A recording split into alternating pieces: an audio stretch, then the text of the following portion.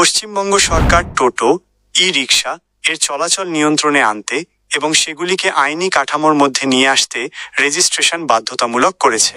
2025 সালের অক্টোবর মাসে এই নতুন নীতি কার্যকর করা হয়েছে। বাধ্যতামূলক রেজিস্ট্রেশন প্রক্রিয়া। রেজিস্ট্রেশন বাধ্যতামূলক। রাজ্যের সব টোটোর জন্য রেজিস্ট্রেশন বাধ্যতামূলক করা হয়েছে।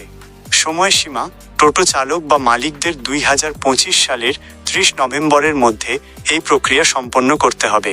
রেজিস্ট্রেশন ছাড়া কোনো টোটো এরপর রাস্তায় চলতে পারবে না। অস্থায়ী এনরোলমেন্ট নম্বর TTEN নিবন্ধনের পরে প্রতিটি টোটোকে একটি ডিজিটাইজড টেম্পোরারি টোটো এনরোলমেন্ট নম্বর TTEN দেওয়া হবে। QR কোড: প্রতিটি টোটোর গায়ে QR কোডযুক্ত স্টিকার লাগানো বাধ্যতামূলক হবে। এই কোড স্ক্যান করে কর্তৃপক্ষ টোটোটির কার্যকলাপ, মালিকের বিবরণ এবং অনুমোদিত রুট ট্র্যাক করতে পারবে।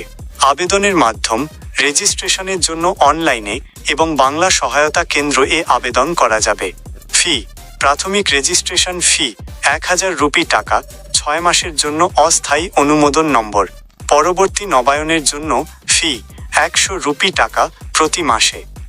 অন্যান্য গুরুত্বপূর্ণ নির্দেশিকা: রুট নির্ধারণ: স্থানীয় প্রশাসন, পুরসভা, পঞ্চায়েত এবং পুলিশ প্রশাসনের সঙ্গে আলোচনা করে প্রতিটি টোটোর জন্য নির্দিষ্ট রুট ঠিক করে দেওয়া হবে।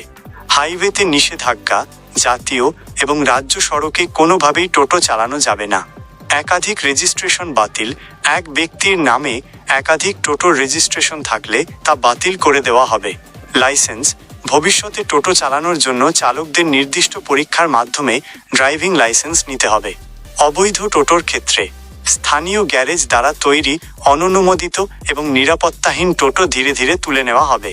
অননুমোদিত টোটোর মালিকদের 2 বছর সময় দেওয়া হবে অনুমোদিত ই-রিকশা দিয়ে তাদের বর্তমান যানটি প্রতিস্থাপন করার জন্য। ভবিষ্যতে সরকার অনুমোদিত গাইডলাইন এবং লাইসেন্স ছাড়া স্থানীয় বিক্রেতা বা নির্মাণ সংস্থা টোটো তৈরি বা বিক্রি করতে পারবে না। প্রয়োজনীয় কাগজপত্র: টোটো রেজিস্ট্রেশনের জন্য আবেদনকারীর তথ্য যেমন পরিচয়পত্র, ঠিকানা প্রমাণ, টোটো মালিকানার প্রমাণ এবং অন্যান্য সহায়ক নথিপত্র লাগতে পারে। তবে এই বিষয়ে পরিবহন দফতর বা বাংলা সহায়তা কেন্দ্র থেকে সরাসরি সঠিক ও বিস্তারিত তথ্য সংগ্রহ করা ভালো। এই পদক্ষেপগুলির মূল লক্ষ্য হল যাত্রী নিরাপত্তা নিশ্চিত করা, যানজট নিয়ন্ত্রণ করা এবং টোটো পরিবহন ব্যবস্থায় শৃঙ্খলা ফিরিয়ে আনা।